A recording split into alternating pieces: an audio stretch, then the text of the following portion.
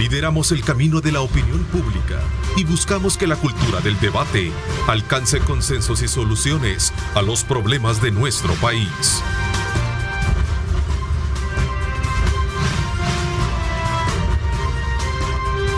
Diálogo con Ernesto López. ¿Qué tal, amigos? ¿Cómo están? Qué placer enorme saludarles a ustedes. Estamos a escasas horas para culminar el año 2020, desde luego teniendo como presente los grandes desafíos, las reflexiones pertinentes que hay que hacer tras el cierre de este ciclo que sin duda alguna no ha sido el más afortunado a raíz de todo el proceso de problemas que hemos tenido a raíz de la pandemia COVID-19. Así es que desde ya, pues como siempre y todas las mañanas lo reiteramos, importante que para estas fiestas familiares tengamos presente la necesidad de poder establecer el distanciamiento social, ¿verdad? Y todos aquellos protocolos de higiene que son necesarios para evitar ser víctima de este nuevo repunte que se está presentando en las cifras o estadísticas del COVID-19. La verdad que es una situación que preocupa muchísimo y creo que aquellos que están ahorita en primera línea, aquellos familiares que tienen, como este servidor y seguramente otros que tenemos familiares cercanos, ¿verdad?, a nuestros padres con esa amenaza o ya con el problema, tener presente de que hay que evitar precisamente salir si no es necesario. Así es que reitero ese llamado como medio de comunicación, este servidor, para motivar, para concientizar sobre la necesidad de cuidarnos en estas fechas que son importantes, en las que buscamos el auxilio o la unión entre amigos. Así es que tal vez habrá más tiempo adelante para hacerlo y de esa manera pues evitamos nosotros ser contagiados. Ocupé estos minutos porque es importante mantener esa concientización presente en cada uno de nosotros. Esta mañana de día miércoles continuamos desde luego en el ámbito político, conociendo la opinión de los partidos con relación a el examen que encierra precisamente la actividad de este año que está por culminar y por supuesto los grandes desafíos que como país tenemos desde el punto de vista legislativo. Esta mañana quiero darle la más cordial bienvenida en esta primera parte del programa a Zulén Ayala, candidata a diputada por el Partido Demócrata Cristiano. Gracias por acompañarnos, Zulén. Gracias, Ernesto. Es un gusto estar nuevamente en este set, en este programa, en este día tan especial, a pocas horas de culminar este año que creo que pasará a la historia como un año extraño. También un gusto compartir con mi compañera, otra y amiga también en esta contienda. Así que buenos días a todos los amigos que nos están viendo. Gracias. Quiero saludar a Yanira Escobar, candidata a diputada también por el Partido Demócrata Cristiano. Muchísimas gracias por acompañarnos, Yanira. Muchísimas gracias a ustedes por la invitación. Para mí es primera vez y un gusto compartir con la compañera y amiga también, Zulén Ayala. Somos dos mujeres en política, dos ciudadanas ahora, sirviéndole a nuestro país desde la política. Quiero mandar un saludo también a los televidentes de Año Nuevo, de fin de año. Cerremos este año con las mejores sentimientos y emociones, pero también cuidémonos. Sí. Acepto ese llamado a cuidarnos en salud, primero nosotros y luego nuestras familias, para que así vayamos replicando a los demás. Quiero hacer mención que buscamos por todos los medios tener el contacto directo con el doctor Rodolfo Parker, secretario general del Partido Demócrata Cristiano, para haber tenido la presencia de él acá con nosotros, pero se nos hizo bien difícil, sin duda alguna, por la época en la que nos encontramos ya prácticamente todos en vacaciones, por lo menos en estos días. Así es que será más adelante que vamos a tener la presencia de él para poder conocer también sus puntos de vista. Pero qué bueno tener a dos rostros nuevos dentro de la política, como lo decía Yanira. Así es. Pues bienvenida sí. Nuevamente. Bueno, muchas gracias. A ver, ¿cómo ustedes de alguna manera recrean o hacen la evaluación pertinente con relación a este año? Decías tú, Zulén, pues es un año que lo vamos a recordar lastimosamente con este tipo de, situaciones de emergencia que vino a impactar fuertemente en todo el ámbito político, económico y social, como es la pandemia del COVID-19. Sí, Creo que este año 2020 nos dejó muchos errores a la luz, pero también muchas desgracias. Muchas familias están terminando el año con sillas vacías en las mesas. Muchos perdimos a personas cercanas por esta lamentable enfermedad, pandemia, virus, y perdimos muchos seres queridos. Pero no bastó únicamente esa desgracia, sino que también El Salvador desafortunadamente ha vivido una crisis política que comenzó precisamente antes de la crisis de salud. Comenzó para nosotros desgraciadamente el 9 de febrero con la militarización de la Asamblea. Ese día todos los salvadoreños los que amamos a nuestra patria, nos dimos cuenta de que tenemos un gobierno autoritario que busca el control total del poder y que está dispuesto a lo que sea para obtenerlo.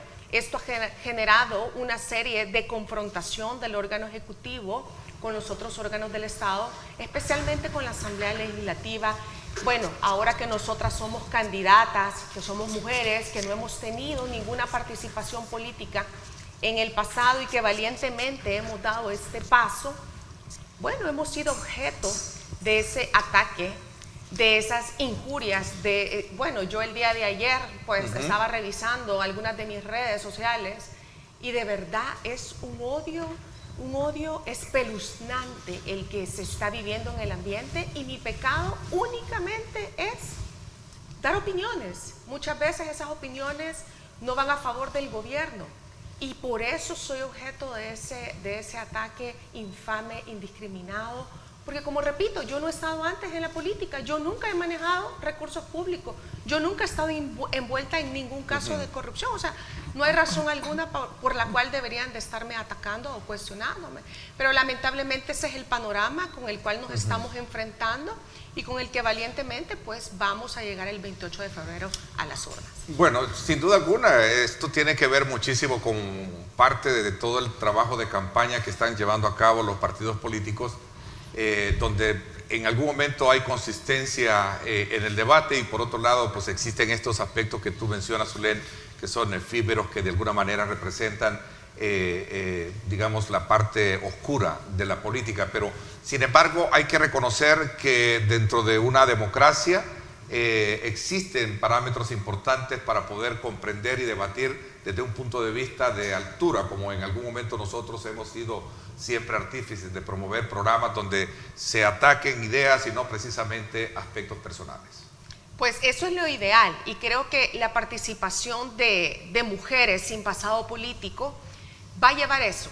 Creo que es vital y necesario que no solamente en la Asamblea Legislativa, sino en otros espacios de la política del país comencemos a arrebatarlos, personas que no traemos ese odio, que no venimos con ese nivel de confrontación, que queremos realmente un mejor país porque somos madres, porque tenemos hijos, porque queremos heredarles un mejor país a nuestros hijos.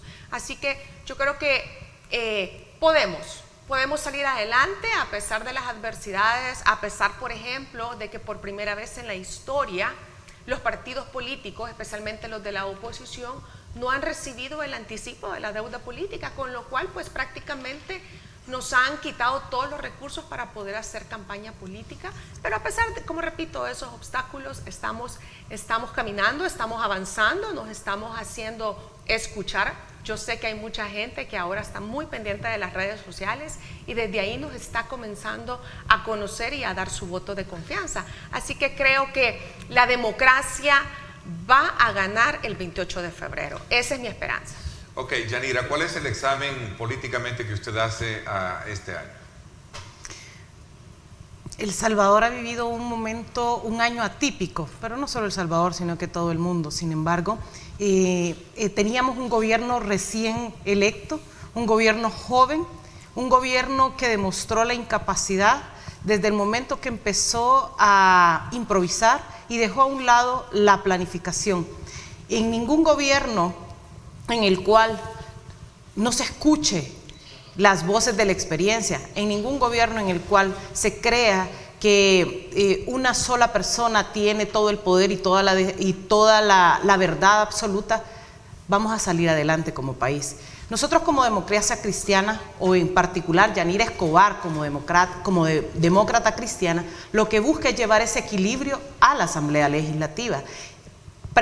Presentar propuestas claras, propuestas que van a venir a solucionar todos estos impases que ha dejado las decisiones desacertadas del gobierno actual. ¿Qué decisiones, por ejemplo? Evadir las leyes, crear reglamentos, por ejemplo, para modificar el tema de compras públicas, la LACAP, que es la ley de compras. ¿Qué ha hecho el actual gobierno? Pues evadiendo la ley, ha utilizado las prerrogativas que la Constitución le da al presidente de la República y han modificado el reglamento de la LACAP para beneficiar algunas de esas compras dudosas que todavía están en investigación en sede fiscal sobre insumos que se dieron en la pandemia. En lo personal conocí a un grupo de jóvenes que sirvieron para transportar enfermos durante lo más, cruel de la pandemia en los meses de mayo, junio y julio. Fueron contratados por una empresa y esta empresa no les pagó. No obstante que ellos anduvieron, fueron los que el gobierno de El Salvador salió diciendo de que el gobierno iba a ir a traer a las personas a sus casas, a los enfermos, y los iba a llevar a los hospitales. Pues eso no fue cierto. Quien lo hizo fueron unos jóvenes que con sus propios recursos invirtieron algunos en vehículos y llevaron a las personas enfermas. Ellos también enfermaron y no les pagaron. Hasta hace poco lo hicieron. El PDC presentó un recomendable para el ministro de Obras Públicas para que le pagara a la empresa y esta empresa pudiese pagar a los jóvenes.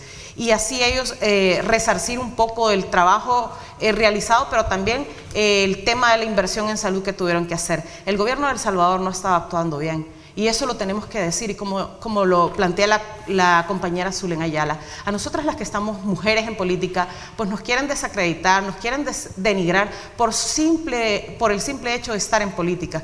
Yo soy abogada de profesión, la compañera también es abogada de profesión, tenemos ya un camino andado, tenemos la edad suficiente como para venir y decir, mira, esto no se está haciendo bien, se puede hacer de esta manera. Nosotros no solo estamos criticando, la oposición del PDC es una oposición crítica, pero también propositiva. Estamos planteando soluciones a los problemas reales. Te estamos llevando a ti, pueblo salvadoreño, propuestas reales. En lo personal tengo propuestas en el tema de pensiones. Ayer anduve, por ejemplo, en el mercado central de San Salvador con muchas de las vendedoras planteándoles las propuestas que llevo para ellas. Ahí ellas estaban muy preocupadas porque el actual alcalde Ernesto Mason ha amenazado con cerrar el mercado y dicen, mire, licenciada, ¿cómo nos vamos a hacer si nos cierran? Estamos empezando a salir adelante. Pero el cierre es por el tema del contagio. Repunte del contagio. Así es. Pero ellas están guardando sus medidas.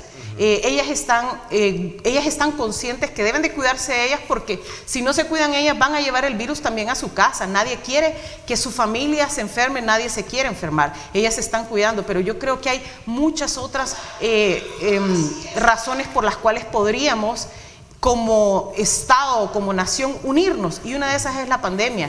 No lo veamos político, veámoslo desde la perspectiva humana, y eso es lo que está pidiendo la población. No nos encierren, no tienen por qué encerrarnos, pero como el presidente hace lo que quiere y cree que tiene todo el poder absoluto, algo que no es así, gracias a Dios, hasta el momento la democracia todavía existe, y aquí tienen a dos mujeres valientes que la van a defender y la están defendiendo desde ya. Desde la Asamblea Legislativa lo vamos a hacer, y en este momento no vamos a permitir esos abusos de poder. El presidente de la República es el primer llamado a respetar las leyes, así como sus ministros. Ok, este día, por cierto, el embajador de los Estados Unidos en nuestro país, Douglas Johnson, escribe un artículo en uno de los matutinos donde dice: hay que enfocar los esfuerzos en la lucha contra la criminalidad, la corrupción y la impunidad, en una cooperación que refleje nuestro compromiso compartido con el respeto a los derechos humanos y la preeminencia de la ley. Dice, debemos fomentar más transparencia, más capacidad institucional y debemos fortalecer las instituciones democráticas. ¿Qué piensan al respecto? Totalmente de acuerdo con el embajador. Qué bueno que hoy sí estamos hablando el mismo idioma con él. Por supuesto que es vital la defensa de la democracia, de la república, de la institucionalidad. Palabras que son muy generales, muy globales, muy etéreas, pero que son tan importantes que todos y cada uno de los salvadoreños los conozcamos y sepamos que si en el país sigue habiendo esta confrontación política, bueno, nada menos veamos qué fue lo que pasó durante la pandemia. Siempre se dijo, miren, tenemos esta disyuntiva entre si darle prioridad a la salud o darle prioridad a la economía. Como tenemos funcionarios tan incompetentes en el órgano ejecutivo, desgraciadamente pues fallaron en ambas, porque no pudieron manejar bien el tema de la salud, y el tema económico fue un desastre, a tal punto que según los números, El Salvador ha retrocedido 37 años en sus niveles de pobreza. A partir de este año hay 670,000 personas en situación de pobreza. Esto es, 3.500 empresas cerraron en este año. Un nuevo confinamiento, que ya vimos que al presidente le encantan largos, y como estamos en un periodo electoral, obviamente va a llevar una connotación electoral. ¿Qué significa eso? Bueno, no le doy recursos a la oposición porque no le doy el adelanto de la deuda política y los encierro. Entonces yo me quedo repartiendo los víveres en la población y haciendo campaña ¿para quién? Bueno, para el partido oficialista, el partido de las nuevas ideas. ¿Por qué? Porque lo que buscan es que el 28 de febrero pueda ser, ¿verdad?, que tengan muchos diputados, pero ellos le apuestan a la mayoría absoluta, a más de 56 votos, con lo cual pues prácticamente ya caeríamos en una dictadura, porque todos los candidatos a diputados de Gana y de Nuevas Ideas, la única propuesta legislativa que llevan es obedecer ciegamente y sumisamente al presidente de la República, cosa que, por ejemplo, Yanira y yo, como candidatas del Partido Demócrata Cristiano, no estamos dispuestas a dar ningún cheque en blanco a ningún gobierno. Ok, pero ¿cuál es la plataforma que como partido, y ese es el examen que hemos estado haciendo en estos días? Ayer tuvimos, por cierto, al Partido Nuevas Ideas, hemos tenido anteriormente al Partido Arena, hemos tenido también al FMLN, al Partido Gana. Ahora les corresponde a ustedes darnos a conocer también cuál es esa plataforma, de alguna manera, que pueda conectar precisamente con la población, ¿verdad?, tomando como punto de referencia las insatisfacciones que la población misma expresa a través de unas encuestas electorales, donde reclama y demanda precisamente una mejor actuación de la clase política representada en la Asamblea Legislativa. Y lo voy a hacer así en términos generales para no ser tan directamente y decir X partido tiene la responsabilidad. La reactivación económica. La reactivación económica es primordial, pero antes de llegar a la reactivación económica, para que podamos atraer inversión y comenzar a generar esos empleos que se han perdido, primero necesitamos tener una estabilidad jurídica y política en el país. Y eso únicamente lo vamos a conseguir si el país sigue viviendo en democracia, si en la Asamblea Legislativa todavía siguen existiendo pesos y contrapesos, si todavía existe oposición, si el 28 de febrero todavía existe ese balance del poder. Nosotros como Democracia Cristiana le apostamos muchísimo al tema de la transparencia, a la rendición de cuentas. En mi caso personal, pues mis propuestas van encaminadas a la aprobación de una nueva ley de probidad, porque ya vimos lo desastroso que significa para el país que funcionarios lleguen únicamente a lucrarse, a aumentar su patrimonio, y muy pocos están pagando por ello. También va conmigo la ley del lobby, para que cada uno de los funcionarios públicos podamos transparentar las agendas que estamos teniendo con distintas personas o instituciones. Asimismo, reformar la ley para que se incorporen los baremos como un requisito para la elección de los funcionarios de segundo grado. El combate a la corrupción es vital, es necesario, tenemos que cortar ese chorro, y por supuesto ahí sí es importante que todos nos pongamos de acuerdo para reformar ese artículo de la Constitución y le quitemos esos 10 años de prescripción para los delitos de corrupción y que sean imprescriptibles. Pero también, amiga, quisiera agregar algo. Como Partido Demócrata Cristiano tenemos una oferta política multidisciplinaria. Nosotros como partido llevamos a la Asamblea perfiles profesionales. Estamos hablando en temas ambientalistas, estamos hablando de tema de pensiones, estamos hablando del tema de mujeres. En lo particular llevo el tema de mujeres y el tema de las personas adultas mayores. También ya hemos acompañado como partido apostarle a la persona adulta mayor a la dignificación por medio de las pensiones. El PDC apoyó y promovió el aumento a la pensión mínima. Con eso se va a beneficiar a un 40% de la población pensionada. De ese 40% de la población pensionada, más de la mitad son mujeres que no recibían esa cantidad, que reciben hasta ahorita $207 y que podrían recibir 304, solo si el presidente de la República es totalmente consciente de esa necesidad, pero como ha dicho que va a vetar el presupuesto, que es donde va el aumento a la pensión mínima. También tenemos otro tipo de reformas. Por ejemplo, el PDC apoyó la equiparación de gastos funerarios entre los pensionados del Seguro Social y los pensionados del INPEP. Antes de esa reforma que apoyó el PDC, los pensionados, los familiares de los pensionados que fallecían del INPEP recibían menos de 250, ahora reciben más de $900. Eso vino a paliar un poco la situación que se vivió con la pandemia. El PDC tiene propuestas claras, el PDC tiene propuestas en educación, tiene propuestas para mujeres, el PDC también piensa en las mujeres de los mercados, por eso yo estuve trabajando el día de ayer ahí. A ver, licenciada Escobar, usted tocó un tema que sin duda alguna me trae al recuerdo que allá por, creo que hace 2 años o 3, se creó un comité actuarial que precisamente en la Asamblea Legislativa se pudiese estudiar estas reformas que en algún momento se necesitan en el tema de pensiones. Pero hoy viene la Asamblea Legislativa y ese es un punto que le cuestionan algunos funcionarios del gobierno y especialmente el presidente Bukele, por decir de que lo han hecho de forma sin criterios técnicos, sino más bien políticos y electorales. Esta aprobación que se hizo de ese incremento de pasar de la pensión mínima de $200 a $300, ¿qué piensa al respecto usted? El presidente de la República no sabe de pensiones, no tiene expertos en pensiones y está hablando como él sabe hablar, solo por disparar odio. Definitivamente, la Asamblea Legislativa viene trabajando desde hace mucho tiempo en el tema de pensiones. Me decían a mí, mire, es que solo en los tiempos electoreros se dan los aumentos a las pensiones. Pues les digo yo, bueno, agradezcamos que en ese momento por lo menos se está tomando en cuenta, porque es una lucha, este aumento a las pensiones ha sido una lucha reivindicativa de muchos de los pensionados. Dentro de esos están los maestros jubilados con quienes tengo el placer de conversar muy seguido. Y ellos están felices. Pero el comité actuarial no sé si hizo esa propuesta o solamente nació de los diputados, porque en su momento la consultaba con algunos de otros partidos, algunos diputados, y me decían que había sido ya previamente a estudios que se habían hecho anteriormente, pero al final es del comité, entiendo que le dio vigencia a la misma Asamblea Legislativa para que de ahí surgieran propuestas.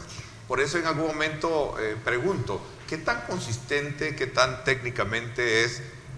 Sin duda alguna en el fondo es correcto, una pensión de $200 es irrisible hoy en este tiempo y creo que se lo merece y se merecen quizás más aquellos pensionados que tienen ese valor nominal, pero la pregunta es si técnicamente es respaldada o es una medida también de carácter electoral.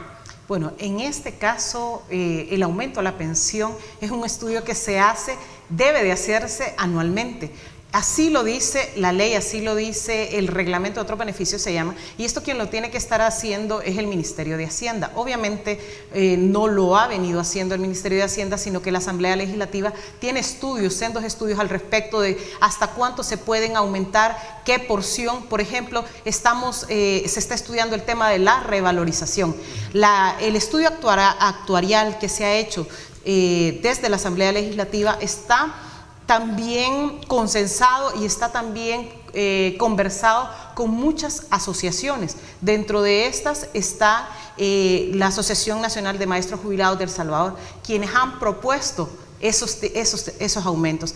Yo creo que aquí la parte técnica debe pasar más a la parte, tenemos que hacer el análisis desde la parte social. Sí lo podemos mantener, no es un aumento grande el que se ha dado, y el PDC como fracción presentó una propuesta al respecto de eso que va financiado. ¿De dónde se sacó? De las partidas en las cuales estaban sobrevaloradas, como por ejemplo el tema de consultorías, ¿verdad? Que decía el ministro en el Ministerio de Obras Públicas que se tenían que hacer. No estamos en momentos de hacer consultoría, estamos en el momento de ayudarle a la población salvadoreña. ¿Y cómo lo estamos haciendo? Como PDC, llevando propuestas claras, insisto, una de esas, el tema de pensiones. Bueno, creo que recurrimos de manera muy directa, Zulén, al tema del presupuesto, que también está en ese, digamos, discusión, en esa polémica de que algunos decretos serán de alguna manera ya advertidos por el presidente de ser vetados y algunos otros también ya ser sancionados.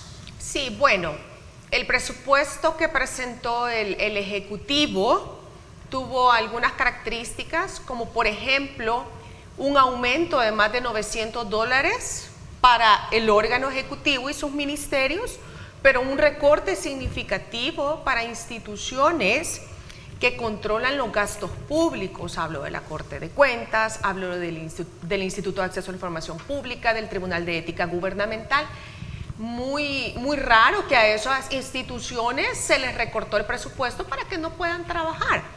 Pero los diputados, con todos y sus errores, me imagino, corrigieron algunos de esos errores. Por ejemplo, no se había asignado el 6% que por constitución le corresponde a la Corte Suprema de Justicia, que si lo ocupan bien o no lo ocupan bien, pues eso es otro programa, pero constitucionalmente se le tiene que asignar el 100% de los ingresos. También otro tipo de modificaciones que hicieron fue precisamente en el tema de las pensiones, que ya lo mencionó Yanira, pero también le recortó a instituciones que uno no entiende realmente para qué sirven. Por ejemplo, se le recortó el 93% del presupuesto al organismo de inteligencia del Estado, a la inteligencia estatal, porque uno se pregunta, ¿y para qué se necesita tanto dinero para ese organismo? Bueno, algunos dicen que ese es el organismo que utiliza el gobierno para espiar opositores, pero bueno, se le redujo, también se para redujo. Para los troles, compañera. Se redujo también el gasto en publicidad. Yo creo que en este momento de crisis económica, la publicidad es chocante. Ver ese gasto desmedido en publicidad es de verdad, cuando hay muchas familias que no tienen alimento en sus mesas, es chocante. También se redujo la compra de bienes y servicios de los militares, porque yo también comparto eso, que este país necesita menos balas y más educación. Y así hay algunas correcciones que fue haciendo. Se aumentó, por ejemplo, la asignación de dinero en concepto del FODES para las alcaldías, aparte de lo que no se le ha pagado este año a las alcaldías. Bueno, el Ejecutivo de una u otra manera pues trata de asfixiar a todo aquel que no le es favorecedor. Me imagino que el otro año, cuando ya Nuevas Ideas esté en alcaldías, pues no se va a dar el lujo de recortar este importante fondo. Y bueno, lo que sí faltó en ese presupuesto fue la declaración jurada del ministro de Hacienda. No entendemos por qué no firma él que esos ingresos son legales, hay dinero para poderlos cubrir. Entonces llama la atención que se niegue a firmar esa declaración jurada. Ok, voy a hacer una pausa comercial. Ambas son abogadas de la República. Me gustaría conocer la opinión también con relación al tema jurídico y especialmente bajo los antecedentes y la implementación de un estudio que está llevando a cabo el Ejecutivo a través de la Vicepresidencia para plantear reformas a la Constitución de la República. ¿Qué piensan ustedes, por un lado? Y por otro lado también, ¿cuál es el reto desafiante que tiene la nueva legislatura? Desde la perspectiva de ustedes, si los salvadoreños le dan el voto para ser electas diputadas, ¿cuál debería de ser la agenda prioritaria del país de cara a la formulación de políticas públicas que se requieren para sacar adelante los problemas de la nación? Vamos a hablar de esto cuando regresemos. Gracias a usted por estar con nosotros. Recuerde este día la invitación para que nos sintonice a las 7 de la noche, sintonizar en directo con Ernesto López Radio, el debate político semanal conducido por nuestro productor digital, Ulises Argueta. Estará conversando con Tania Pastor, Ronald Umaña y Renberto González. Así es que no se lo pierda hoy a las 7 de la noche, el programa en directo con Ernesto López Radio. Estaremos hablando de los temas de país. Así es que vea usted estas imágenes, 7:01, desde el sector del Boulevard del Ejército, para que tome en consideración si usted piensa desplazarse por esta zona. De cara a las elecciones legislativas y municipales de El Salvador 2021, usted tiene una cita con Los Protagonistas, Nueva Generación. El programa que le da a conocer quiénes son y cómo piensan los candidatos a diputados y alcaldes en esta contienda electoral. Los Protagonistas, Nueva Generación. Un programa bajo la conducción de Ernesto López. Este miércoles en Los Protagonistas tendremos al doctor Ricardo Lara de Arena, Jorge Tobar del PDC, Camilo Romero de Gana y Boris Abel González de Nuevas Ideas. Véalos debatir sobre el trabajo que esperan desarrollar en la Asamblea Legislativa todos los miércoles a las 8 de la noche por canales 19 y 21. No se lo pierda. Estás viendo Diálogo con Ernesto López.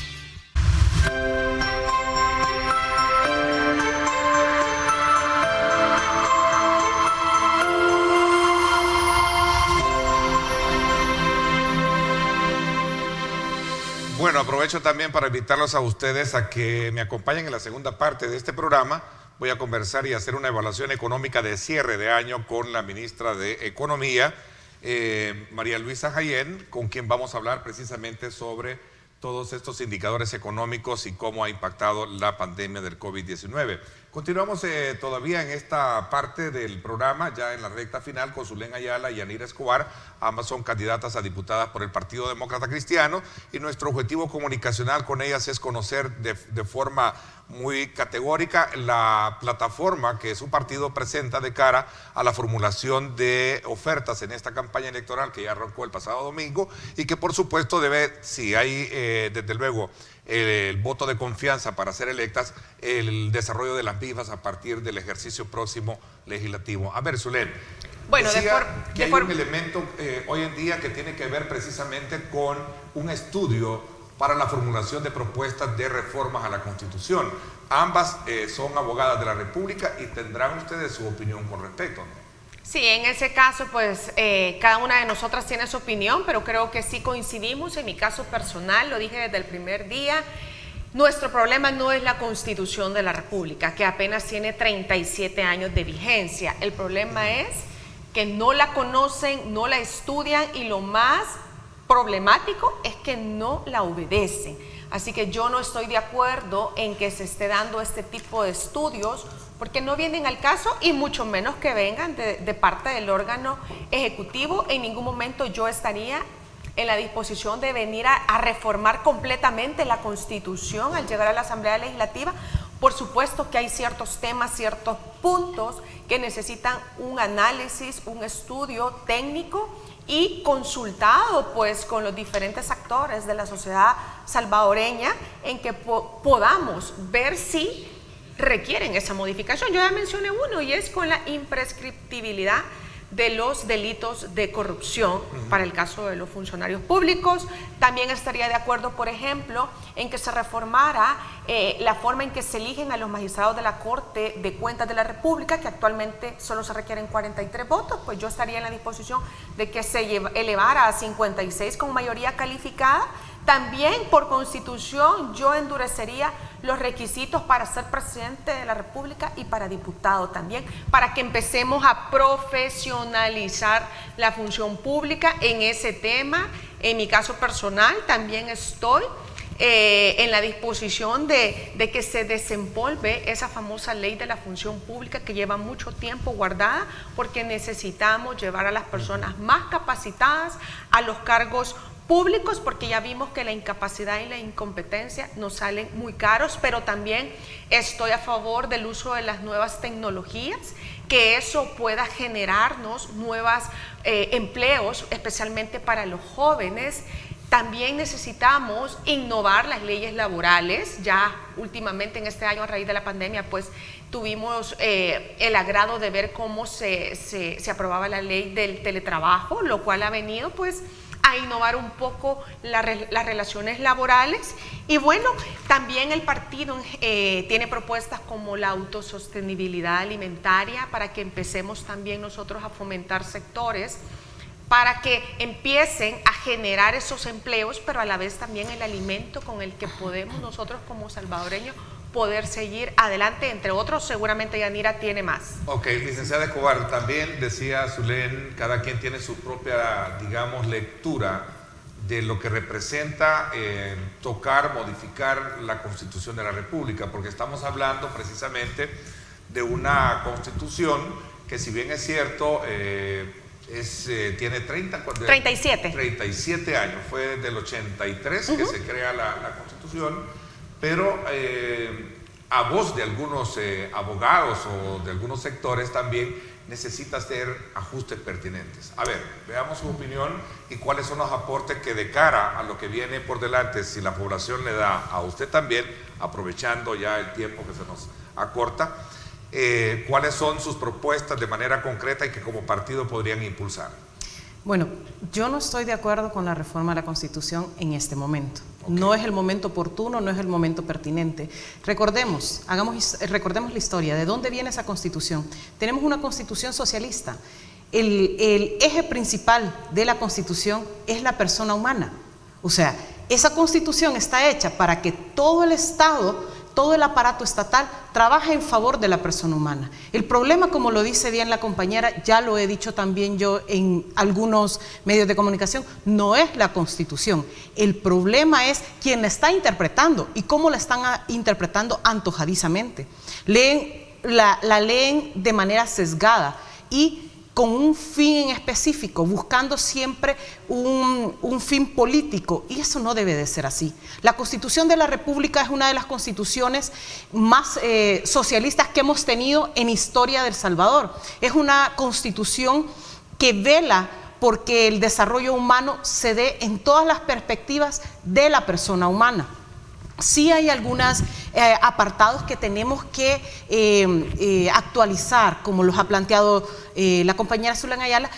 Todo lo que ella ha hablado yo lo votaría también en relación a una reforma a la Constitución, pero no en este momento. A la población salvadoreña la han estado mintiendo. Le están diciendo, la compañera y yo sabemos como abogadas, y los que nos escuchan más allá de estas cámaras que son abogados también saben, que es mentira que la Constitución, señores, se va a reformar ahorita. Eso es falso. Eso es totalmente falso. Para reformar la Constitución necesitan 2 asambleas legislativas, una saliente y otra entrante, y deben de tener la correlación necesaria para llevar esos votos. Sí, lo están preparando desde ya, pero ¿qué es lo que realmente están preparando? ¿Una reforma a la Constitución para favorecer al país? No lo creo. Si fuese así, debería de ser en alguna medida, en alguna parte, como lo ha planteado la compañera Zulén Ayala. El PDC como partido, ¿qué es lo que estamos viendo? Es defender la democracia. ¿Qué es lo que están intentando hacer con esta reforma? Es votar la democracia, atentar contra los pilares fundamentales de la democracia, porque cuando el ciudadano presidente que está ahorita se inscribió para la elección y fue electo, se le olvidó que estaban ya establecidas las reglas del juego. Cuando llegó al poder, quiso cambiarlas. Y lo que ha estado haciendo es obviar todas las leyes. Y sabe que la Constitución es la ley que más es su piedra en el zapato, pues. Es la que lo mantiene al margen todavía. Gracias a Dios por esta Constitución que tiene 37 años. Yo tengo 42 años de vida. Esa Constitución a mí me permite ahora estar aquí en política. Esa Constitución a mí me permitió estudiar como mujer. Esa Constitución es la que me permite como ciudadana decirle a los funcionarios actuales: rindan cuentas. Eso es lo que queremos los salvadoreños, que nos rindan cuentas. La transparencia es como un vaso de agua. Esto es transparencia. El vaso de agua, lo que tiene adentro es lo que tenemos que ver como ciudadanos. Puede ser que tenga agua limpia o agua sucia. Eso no es la transparencia. La gente cree que ser transparente es hacer las cosas correctas. Ser transparente es el principio de una buena gestión pública. Ok, ¿cuál es la prioridad que como país merece ser atendida una vez establecido ya las nuevas correlaciones de fuerza y cómo ustedes de alguna manera también estudian ese fenómeno que sale precisamente o emerge de las consultas ciudadanas reflejadas en las encuestas, Zulén. Pues nosotros que andamos en el territorio, repito, la gente cuando uno le empieza a hablar de democracia, de defensa de la institucionalidad, allá afuera no se entiende qué es esto, de qué se trata. Pero repito, cuando uno les explica que cuando hay inestabilidad jurídica, cuando hay confrontación entre el Ejecutivo con los otros órganos del Estado, cuando lo que existe es esta política de odio, lo que logra es que alejan la inversión y eso se traduce en más desempleo y más pobreza para las familias salvadoreñas. Y la gente allá afuera solo pide una cosa, empleo. El salvadoreño no está acostumbrado a que le lleven la comida a la casa y le digan qué es lo que va a comer y lo que no. El salvadoreño solo pide una cosa, empleo. Y dicen, con ese empleo yo me compro mi comida, con ese empleo yo voy a poder pagar una vivienda, con ese empleo yo voy a pagar los servicios básicos de mi casa, con ese empleo yo voy a salir adelante. Este país lo que necesita es estabilidad jurídica, atraer inversión y generar empleo. Y para eso sí, todos nos tendríamos que estar poniendo de acuerdo a partir del 1 de mayo del 2021. A ver, licenciada Escobar. Efectivamente, en el mismo sentido de la pregunta. El Salvador necesita estabilidad en todos los sentidos. La estabilidad jurídica es primordial. Pueden creer que porque somos abogadas le estamos apuntando a eso. No, porque somos abogadas les estamos diciendo eso es importante. Yo he puesto el ejemplo en otros medios, les decía, miren, uno de madre, y pongo el ejemplo porque soy madre, cuando se va a caer un niño le dice al hijo, te vas a caer, el hijo no le hace caso y se cae. Nosotros, como mujeres abogadas en política, sabemos lo que está haciendo mal el gobierno, sabemos qué es lo que va a suceder y lo estamos advirtiendo. En este momento el Estado de El Salvador, hablemos del Estado de El Salvador, necesita unificar esfuerzos, no dividir, no politizar en mal sentido, porque la política sí es buena, es malo las decisiones que toman ciertas personas. ¿Qué cosas, digamos, o qué errores de resultar electas ustedes no cometerían? Voy a cerrar con esta pregunta en la próxima legislatura de resultar electas. Licenciada Escobar. Perdón, sí. Yo, lo primero, no voy a ser diputada de escritorio. Y en el tema de asesores, alguien preguntaba ahí sobre el tema de asesores, ¿qué piensan? Es que es importante, mira, Ernesto, sí. No sabemos, los diputados no saben de todo, es imposible saber de todo. Claro. Mira, la amiga aquí, Zulén, te estaba diciendo, la gente quiere trabajo. Fuimos con Zulén allá a Ciudad Delgado, donde ha sacado una foto polémica porque las reconoce en el territorio fuimos y a mí me sorprendió. ¿Sabes qué es lo que nos pedía la gente? Ripio para ponerlo en la línea del tren. Las necesidades están en el territorio, no están en los escritorios.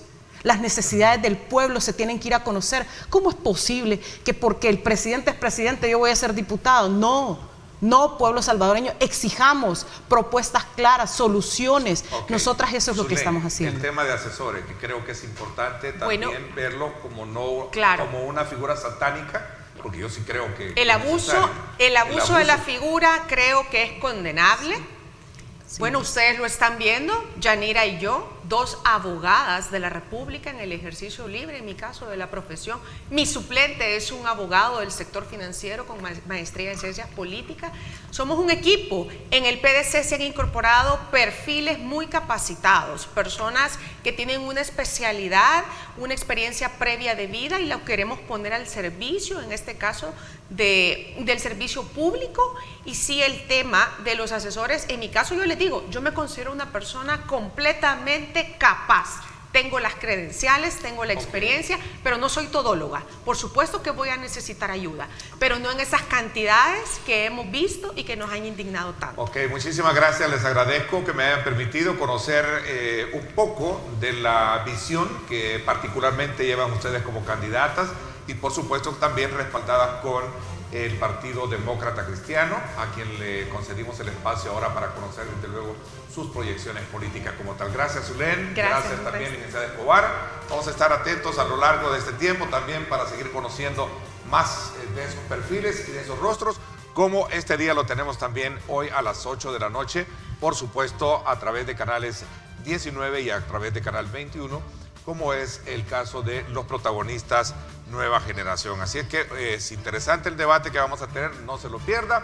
Ahí se están, estará el doctor Ricardo Lara por Arena, Jorge Tobar del PDC, Camilo Romero del partido Gana y Boris González por el partido Nuevas Ideas. Hoy, 8 de la noche, Los Protagonistas Nueva Generación, interesante debate, no se lo pierda, que eso es parte del trabajo que estamos desarrollando de cara a ese día de 28 de febrero, que serán las elecciones. Nos vamos a la pausa y regresamos con más.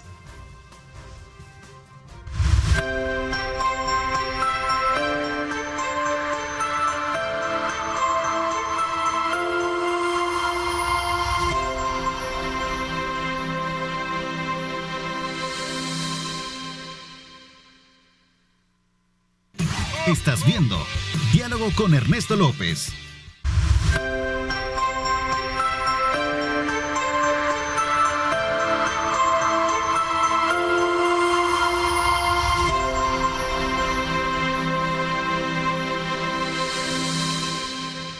Bueno, gracias nuevamente por estar con nosotros. Vamos en esta segunda parte del programa, como siempre, ofertándoles a ustedes temas muy importantes de país, como el que en esta segunda parte vamos a desarrollar con la ministra de Economía, María Luisa Jaén, a quien le doy la más cordial bienvenida. Gracias por acompañarnos, ministra. Muchas gracias, Ernesto, por recibirme nuevamente en tu programa. Es un gusto poder estar aquí y compartir con la población salvadoreña sobre lo que hemos vivido este año en materia económica, cómo esperamos cerrarlo, pero también las señales de recuperación que estamos viendo y el optimismo con el que esperamos el 2021. Qué bueno, digamos, esa intervención de poder segmentar, ¿verdad? De cómo cerramos, cómo nos proyectamos y qué vamos a hacer precisamente para sacar adelante el país. Sin duda alguna, este año no ha sido la mejor en todos los sentidos y particularmente en el tema económico, ministro, sí, por el tema de la pandemia, ¿no? Efectivamente, Ernesto, este año, y me atrevo a decir, pues en el último año y medio, hemos visto todos los tipos de comportamientos o muchos tipos de comportamiento de nuestra economía. Entramos en junio del 2019 con un gobierno completamente, que había estado completamente alejado del sector empresarial. En pocos meses logramos recuperar esa confianza, lo mostraban las estadísticas hechas por las mismas asociaciones empresariales, que la certidumbre, que el clima de negocios había mejorado. Empezamos un 2020 con cifras de incrementos en nuestras exportaciones de más del 5% en enero, de más del 6% en febrero, y lo que indicó la rapidez en la cual nuestro sector empresarial leyó esas señales, que no solo eran mensajes, sino eran acciones concretas que veníamos trabajando con el sector empresarial. Y bueno, pues al igual que la mayoría de países, que la vasta mayoría de países en el mundo, nos vemos afectadas por esta crisis de la cual, de salud, que impacta en nuestra economía y afectando la economía mundial. Algo que no habíamos visto, en un nivel que no habíamos visto en los últimos 120 años. Entonces pasamos de encontrar un país que había estado en estancamiento, un país el que menos crecía en las últimas 2 décadas en Centroamérica, a un optimismo, a unos datos que mostraban que íbamos por el rumbo correcto, y llega la pandemia. Al igual que los demás países del mundo, nos hemos visto afectados, pero nuevamente hemos visto ese espíritu empresarial, hemos visto esa resiliencia de nuestro sector productivo, nuestro talento humano. Todo esto se refleja en esta recuperación sin precedentes que hemos tenido si comparamos el segundo trimestre de este año, que es en el que más se golpearon las economías, si los comparamos pues lo que vemos ya en el tercer trimestre del año, en donde nos hemos recuperado en un 12%. Eso es una recuperación significativa. No solo lo vemos en el incremento de nuestra producción, lo vemos en el incremento de nuestras exportaciones, lo vemos en una variable bien importante, que es la variable del empleo. A la fecha nosotros hemos estimado, de acuerdo a estadísticas de AFPs, de acuerdo a los datos más bien de las administradoras de fondos de pensiones, que se han recuperado más de 53,000 empleos. Eso es muy importante porque, como siempre lo he mencionado en tu programa, Ernesto, el centro de nuestra gestión es el salvadoreño. Queremos garantizar que tenga ese ingreso que necesita, esa calidad de vida que necesita, y es por eso que estamos trabajando desde el Gabinete Económico para poder garantizar que todos los empleos se restablezcan, pero regresemos a esa ruta de crecimiento que veíamos a inicios de este año. Ministra, esta nueva tendencia o esta nueva ola de nuevos casos o incremento en casos del COVID-19 podría perturbar esa proyección de crecimiento, y no quiero ser ave de mal agüero, pero sí creo que es una realidad que también estamos viviendo y que no se puede soslayar precisamente cuando se habla de crecer o de atender precisamente una situación de pandemia a nivel mundial. La mayor parte de los países incluso están afrontando ya algunas disposiciones como parte de un cierre de la economía, como lo tuvimos al inicio de esta pandemia. ¿No es el caso de El Salvador, o podría de alguna manera también ser un interruptivo dentro de esa visión que usted nos plantea, y que ojalá pues nos equivoquemos si en algún momento esto así sea? Sí, yo creo que antes de pasar a responder, es el tema de cómo nos cuidamos, de cómo implementamos las medidas sanitarias, es de suma importancia ahora más que nunca. Llevamos una trayectoria de recuperación, como lo he mencionado, pero si queremos mantener esa ruta de recuperación, ser reconocido como ese país que se recuperó en el más corto plazo de una crisis tan dura como la que hemos vivido, tenemos que todos y cada uno de los salvadoreños poner de nuestra parte. Regresando a la pregunta, Ernesto, efectivamente lo que suceda en el país, la evolución de la pandemia en el país, la evolución de la pandemia en el mundo entero puede afectar esta recuperación que estamos viendo. Como sabemos, El Salvador es un país que está muy conectado con el mundo por medio del comercio, por medio de las remesas internacionales. Entonces, en la medida que hayan rebrotes en otros países, que se tomen medidas de confinamiento en otros países, especialmente en Estados Unidos, en Centroamérica, que son de nuestros mayores compradores de nuestros productos, pero también Estados Unidos, de donde proviene la vasta mayoría de nuestras remesas internacionales. En la medida que la evolución de la pandemia no sea positiva y se toman medidas restrictivas de confinamiento, eso todavía puede afectar a nuestro país. Y por eso es bien importante, como lo mencionaba antes, a nivel local, que todos y cada uno respetemos y tomemos todas esas medidas. Para llegar a evitar a tomar esas decisiones. Sin embargo, es algo que no podría descartarse, diría yo, ministro.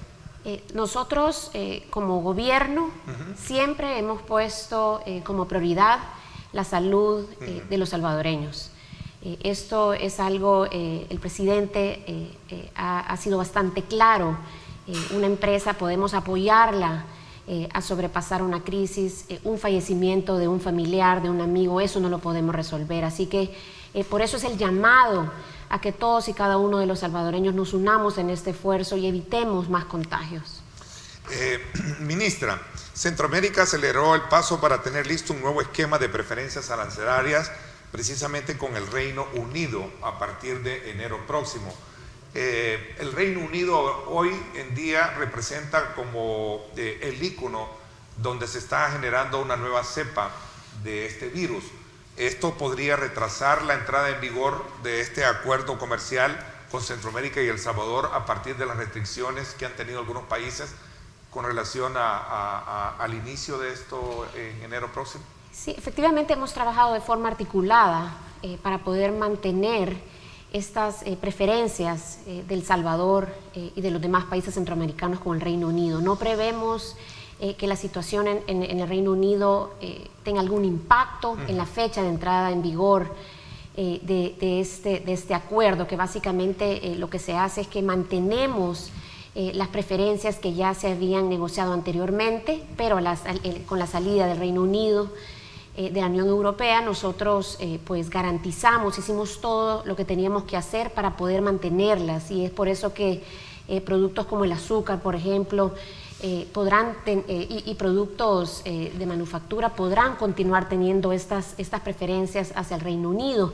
Es bien importante recordar que el gobierno del presidente Nayib Bukele no es un gobierno simplemente de adoptar un acuerdo y dejarlo engavetado, como lo he mencionado en otras oportunidades. Eso se ha demostrado en el pasado que no tiene ningún impacto en nuestra economía, no tiene impacto en nuestras familias, en la creación de empleo, y es por eso que estamos trabajando de manera articulada nuevamente con la Secretaría de Comercio e Inversiones, PROESA, nuestra Cancillería, para poder asegurarnos que estas preferencias son utilizadas por nuestros empresarios. ¿Y cómo hacemos esto? Básicamente identificamos cuáles son todos estos productos que tienen un potencial de ser exitoso en el país de destino, en este caso Reino Unido.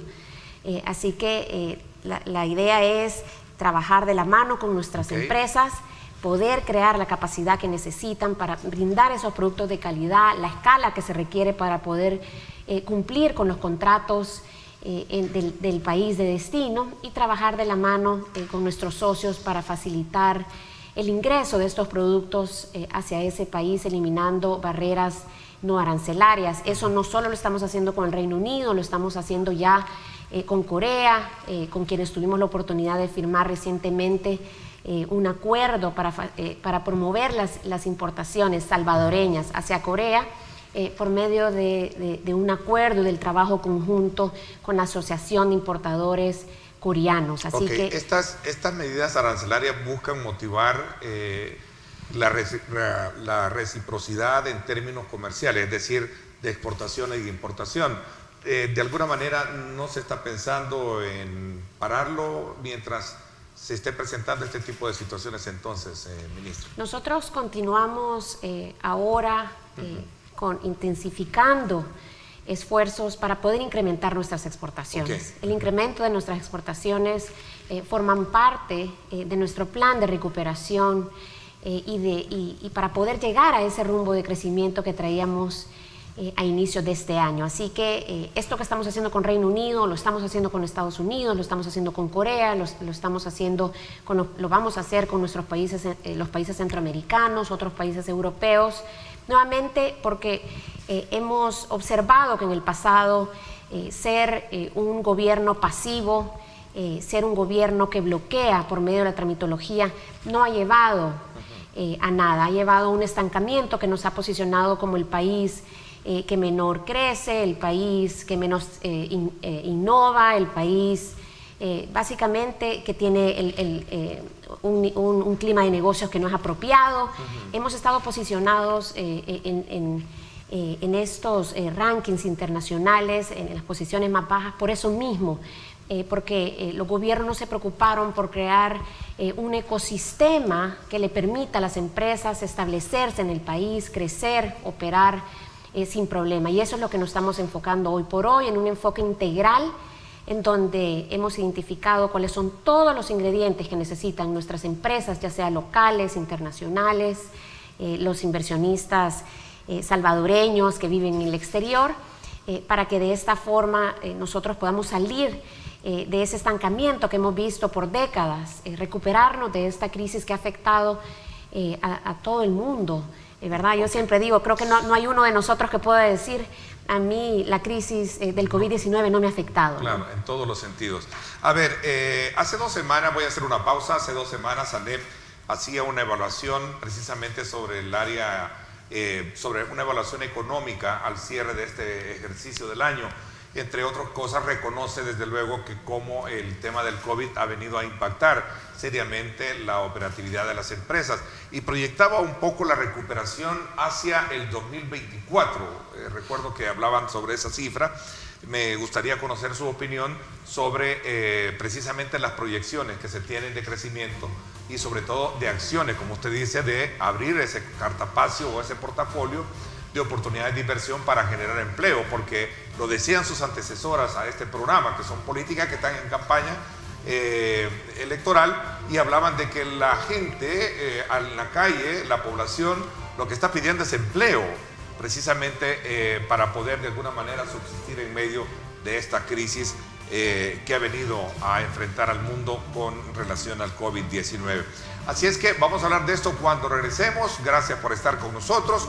Nuevamente les invito a que no se pierdan hoy, este día a las 8 de la noche, sintonizar Los Protagonistas Nueva Generación. Ahí vamos a tener un debate muy importante sobre temas políticos electorales desde la visión de nuestros invitados, el doctor Ricardo Lara por Arena, Jorge Tobar PDC, Camilo Romero por Gana y Boris González, candidato a diputado por Nuevas Ideas. No se lo pierda hoy 8 de la noche.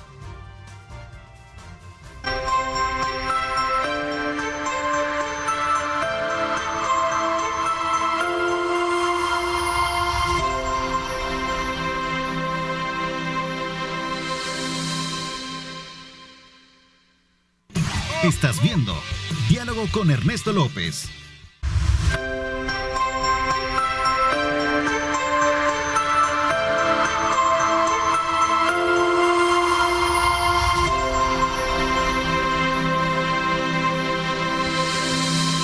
Gracias nuevamente por estar con nosotros a esta hora de la mañana. Continuamos conversando en un espacio evaluativo sobre la actividad económica, el impacto del COVID-19, lo que se está haciendo, lo que se ha hecho y lo que se proyecta hacer desde el punto de vista de gobierno para de alguna manera salvaguardar, pese a toda esta inclemencia, el tema de la economía. Así una reflexión, ministra, de una evaluación que el sector privado hacía hace 2 semanas, en la cual proyectaba, desde luego, reconocía cómo esto había impactado la economía de las empresas, pero también el tema del crecimiento, y hablaban de un crecimiento proyectado de recuperación que estaría alrededor del 2024. ¿Comparte usted esta opinión o de alguna manera hay indicadores que muestran todo lo contrario? Sí, si algo esta crisis ha mostrado a todos los economistas, que debemos de ser cuidadosos en la manera como se realizan las proyecciones. Quiero dar el caso de las remesas internacionales, que tanques de pensamiento proyectaban una caída de más del 40%, y pues lo que hemos visto es básicamente todo lo contrario, un año en donde 3 veces se ha roto el récord de remesas recibidas en el país. El último mes fue el de octubre, en donde las remesas superaron más de 500 millones de dólares. Así que esto es bien importante. Es más, a la fecha nosotros ya hemos superado, si comparamos lo que se había recibido a noviembre del año pasado con lo que se recibió a noviembre de este año, se han superado en 3.5% las remesas. En cuanto al crecimiento proyectado, pues nosotros reconocemos, y esto no es un fenómeno únicamente de El Salvador, es un fenómeno a nivel mundial, y la recuperación, poder llegar al punto donde nos encontrábamos antes de la pandemia, no es algo que sucede de un día para otro. Pero sí, lo que sí puedo decir pues con autoridad es que estamos haciéndolo todo para poder restablecer los empleos que se perdieron, como notamos y como nosotros lo esperábamos. La vasta mayoría de estos empleos se perdieron de manera temporal y ya están recuperándose. Así que nosotros esperamos que en el más corto plazo nosotros podamos llegar a donde nos encontrábamos antes de la crisis, y poder demostrarle al mundo que teniendo un gobierno articulado, un gobierno con visión, un gobierno que cree en la innovación, en la tecnología y la incorpora en todo lo que se hace, vamos a poder incluso superar esas buenas noticias que veíamos a inicios de este año. es importante destacar, Ernesto, y dado que mencionabas esa preocupación por la generación de empleos, es importante compartirles que de junio del 2019, cuando entra la nueva administración, a febrero, ya se habían logrado crear más de 20.000 empleos. Esto, si lo comparamos con los empleos que se generaban anualmente desde el 2016 al 2019, desde el 2016 al 2019, es casi el doble. Cada año se creaban 11.000 empleos. Nosotros, en un periodo de 7 meses, 8 meses, vimos duplicar esa creación de empleo, y en 6 meses nosotros hemos visto más de 53.000 empleos recuperados. Estas son buenas noticias, pero esto no es suficiente para el gobierno del presidente Nayib Bukele, y es por eso que durante la pandemia se tomaron medidas para poder proteger el empleo. Se les pidió a las empresas no despedir, se creó un programa de recuperación para las empresas, como es el FIREMPRESA, el cual ya ha desembolsado más de 166 millones de dólares, justamente para poder proteger el empleo de los salvadoreños. También se tomaron medidas para poder compensar la falta de ingreso que tenían las familias en ese momento tan duro que enfrentaron las familias salvadoreños, con la entrega de un subsidio de $300 a los hogares salvadoreños vulnerables. También se trabajó con nuestra empresa pública de agua, con ANDA, se trabajó con las empresas de telecomunicaciones, con las empresas de energía, para poder tener una moratoria y que los salvadoreños pudieran posponer el pago de estos servicios públicos. Lo mismo con el sector financiero, para que las personas tuvieran más tiempo para poder pagar sus créditos y darles soluciones a los empresarios. Así que decirles que como gobierno tuvimos que, de cierta forma, readecuar los planes que teníamos, enfocarnos en que hubiese alimentos en todos los hogares salvadoreños, en que se compensara el ingreso perdido, en que se protegieran los empleos, pero nunca perdimos la visión de largo plazo, que es algo que nunca se hizo en el pasado, y es por eso que estamos trabajando hoy por hoy en proyectos de la primera infancia, en donde vamos asegurarnos que los niños desde pequeños tengan todas las condiciones para poder llegar a ser profesionales, personas exitosas en el futuro. Entonces es para decir en esto que hemos trabajado desde un inicio para poder restablecer las relaciones con el sector empresarial durante la pandemia, en poder acompañar a las familias salvadoreñas, a las empresas, y hoy por hoy en brindarles todo lo que necesitan a las empresas para que se unan todos en este proceso, las empresas se unan en este proceso de recuperación. ¿Es mucho tiempo hablar del próximo quinquenio, la recuperación de la economía, o es, digamos, o nos adelantamos un poco para decir que podemos recuperarnos antes del 2024? Nosotros creemos que con todas las medidas que estamos tomando y con un trabajo articulado, con una visión de largo plazo, con una visión innovadora, nosotros podemos recuperarnos antes del 2024. Okay. A eso es lo que le estamos apuntando. Nosotros, nuevamente, yo le he mencionado en otras entrevistas, si el gobierno funcionara como funcionaba antes, en donde el gobierno bloqueaba, en donde el gobierno no promovía la innovación, en donde el gobierno no se preocupó porque hubieran jóvenes que tuvieran un conocimiento del idioma inglés, de tecnología, entonces ahí yo diría nos va a tomar quizás hasta más allá del 2024 el poder recuperarnos, pero estamos trabajando 24/7, como hablábamos, para asegurarnos que tenemos todo para crecer, y no solo enfocándonos en las empresas medianas y grandes, trabajando en un plan de desarrollo empresarial de nuestras micro y pequeñas empresas, que como sabemos... Sí, ¿qué impacto va a tener, ministra, sobre ese mismo punto, qué impacto va a tener esta inyección de capital que se está llevando a cabo con Bandesal y Banco Hipotecario y todos, para poder de alguna manera inyectarse a las empresas que resultaron afectadas por el COVID-19? Pues va a ser un impacto positivo. en nuestra recuperación, pero no es la única medida que va a contribuir a esa recuperación.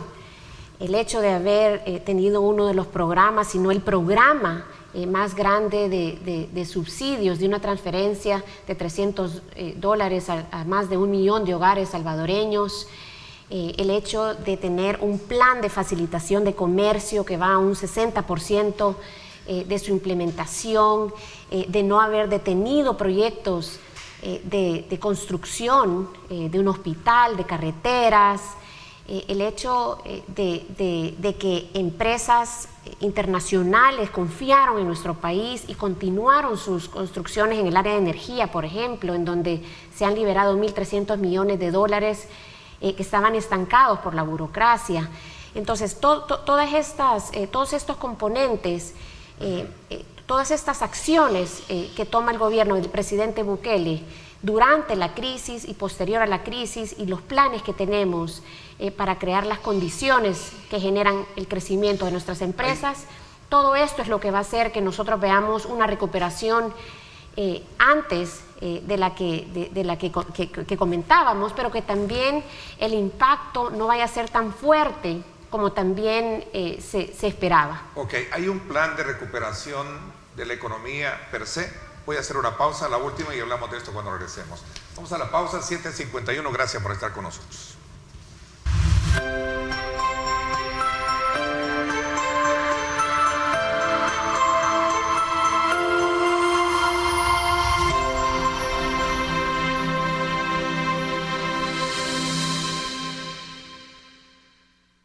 Estás viendo Diálogo con Ernesto López.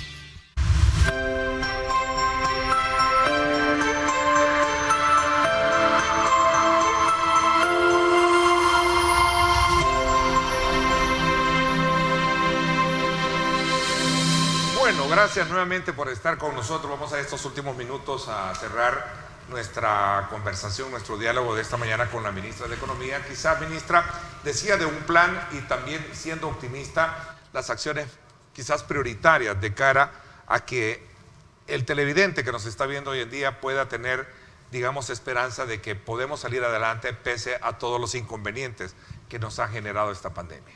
Gracias, Ernesto. Y sí, ese es el mensaje que quisiera dejar a la población salvadoreña, que prevemos un crecimiento de entre un 3.5, 4% de nuestra economía para el próximo año, que esperamos sea mantenido, que sea mantenido en el tiempo, que sea inclusivo en cuanto a las creaciones de empleo para los salvadoreños.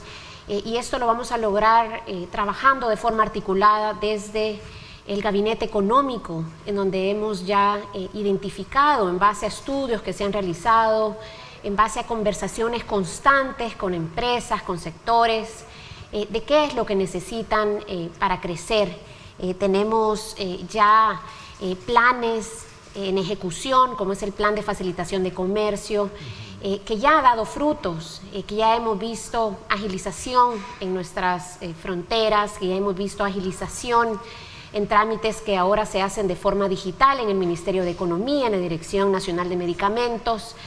Todo ese proceso de digitalización, de eliminar barreras que lo único que hacen es crear barreras para los empleos de los salvadoreños. Estamos trabajando con nuestro programa de Firempresa, que es el programa de recuperación para nuestras empresas, tanto del sector informal. Es con mucha satisfacción cuando escuchamos empresarios que es primera vez que tienen acceso a préstamos de este tipo. Con esa garantía el sector agropecuario también estamos brindándole una gran prioridad. Hay un programa de activación del sector agropecuario que se está trabajando, en donde básicamente queremos reactivar todo el sector, volvernos menos dependientes de las importaciones de productos básicos para los salvadoreños. Le agradezco muchísimo, ministra, que nos haya acompañado en este programa de cierre casi de año. Le deseo a usted pues un feliz año nuevo, ¿verdad? Un bendecido año nuevo a usted y su familia. Gracias y esperamos seguirnos viendo, si Dios nos lo permite, en los próximos días. Muchas gracias por tenerme nuevamente, Ernesto, en tu programa. Nuevamente decirles a la población salvadoreña que tomemos las medidas para protegernos a nosotros, para protegernos al prójimo, a nuestros seres queridos, del COVID-19, y decirles que estamos con todo el optimismo y todas las fuerzas para empezar un 2021 lleno de éxitos para todos. Gracias, ministra, pásenla bien y como siempre recuerden lo más importante, amar a Dios sobre todas las cosas. Lideramos el camino de la opinión pública y buscamos que la cultura del debate alcance consensos y soluciones a los problemas de nuestro país.